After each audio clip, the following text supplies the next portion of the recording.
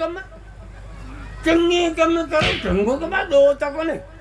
थयो मुखे पेशमाम करो आऊं तो नमाज पढ़ाया 4 रुको तो करया अल्लाह अकबर समय अल्लाह हले मना में अल्लाह अकबर समय अल्लाह हले मना में अल्लाह अकबर मुला छतो जो ही जा हिकड़ो रुको तो 4 पियो करी रुको आए जा चंगू कमा को बुझड़वा जा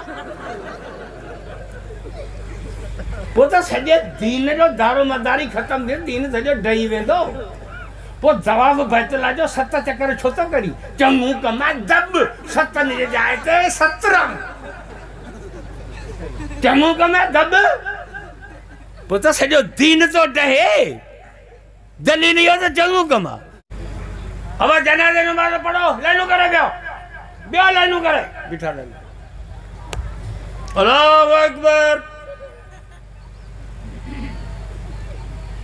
हने पढ़ भला छा पढ़बो पढ़ मैयत की ठगी न कर कुछ कौन तो अचे अल्लाहु अकबर अरे मरे चपत चोर कुछ पढ़ तो सही न सुभान कला पढ़ई न दुरूद पढ़ई न मैयत जी दुआ पढ़ई कुछ कोन तो अचे 7 बजे बिठो सलाम वराए वरी मौलवी के कंध मा जले दसींदा वाह भी फिरल दुआ कोन घुरई तू जड़ो गाबो बिठो है तो कुछ कोन पढ़ियो तू चंगू मुर्स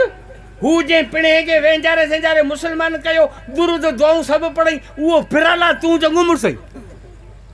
अचे हिनन का कुछ कोन गारियो असा के दाजो हलो मैयत फलाणो मानू गुजारे वे हलो तने दे दुआ करो अदा हलो आया दी तने दे दुआ करण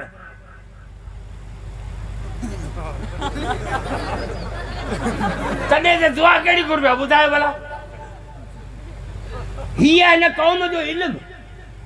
अन्या मैयत जे तने वाली दुआ कान थी अचन गारियो असा के नींदा उथन मुल्क जो ठाठो मुलन पिटा जेडो असा मुल्क जो ठाठो फिटायो ही कोने असा के मुल्क तवा दिनो ही कोने मुल्क जिन के तवा दिनो उन का नहीं पूछो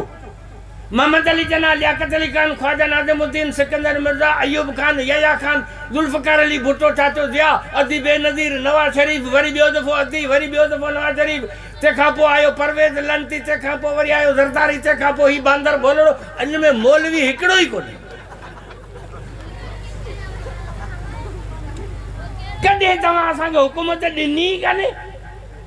जिनके दिनी तवा तिन का वनी पूछो तो मुल्क ठावा या फिटावा या डावा तो उनन का पूछो असा के तवा हुकूमत दिनी कने मुल्क जो मुलन कारो मोह करे छडियो दा